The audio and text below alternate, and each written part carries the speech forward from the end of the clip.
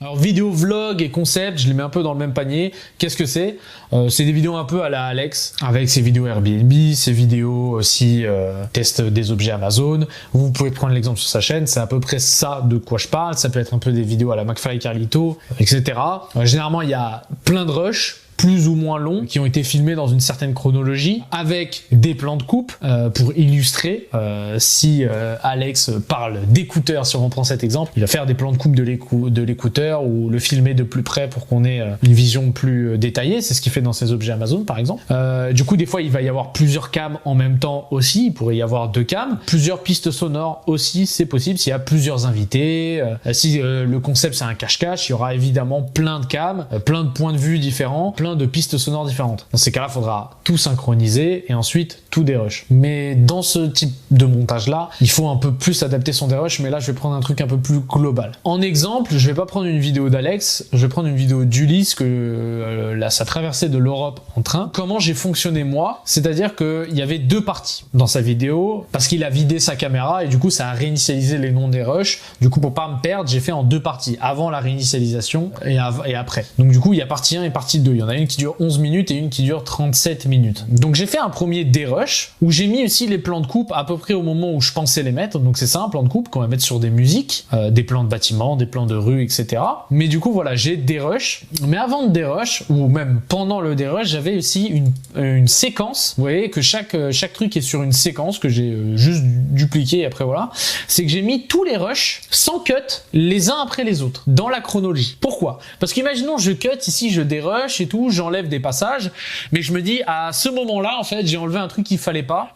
Au lieu de devoir tout déplacer, etc., je peux directement revenir sur le rush original et venir piocher ici, cut, en fait je voulais ce passage là, hop, je le copie et je peux venir le poser ici. Moi ce que je vous conseille toujours c'est d'avoir une séquence pour le dérush, pour découper, et une séquence où vous mettez les rushs les uns après les autres. Après, vous avez chacun a sa façon de faire. Et ensuite, cette séquence des rushs, je la duplique. Là, pour le coup, comme j'en avais 2, je duplique juste une séquence et je colle les 2 des rushs ensemble dans la bonne chronologie et je monte. Au lieu de faire 11 puis 37 minutes, la vidéo en fait que 34 et quelques parce que j'ai, pendant mon montage, réaffiné le dérush. Donc c'est comme ça que je fonctionne. Généralement aussi, j'ai une petite séquence que j'appelle stock ou à garder quand je vais mettre des éléments un peu spéciaux de côté. Notamment là, c'était des éléments que je voulais utiliser pour l'intro et l'outro de cette vidéo. Voilà, donc si on doit récapituler, j'ai toujours une séquence où je compile les rushs non cut,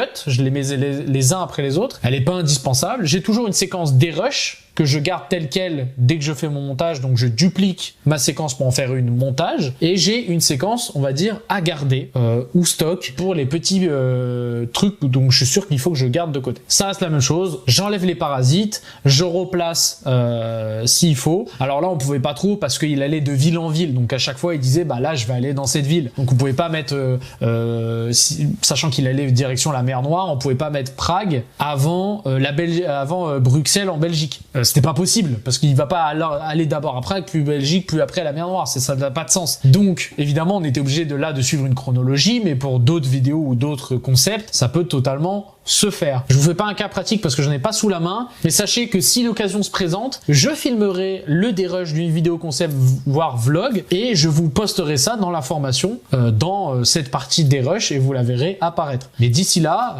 je vous laisse que sur ça, et maintenant on va passer au dernier cours de cette partie dérush.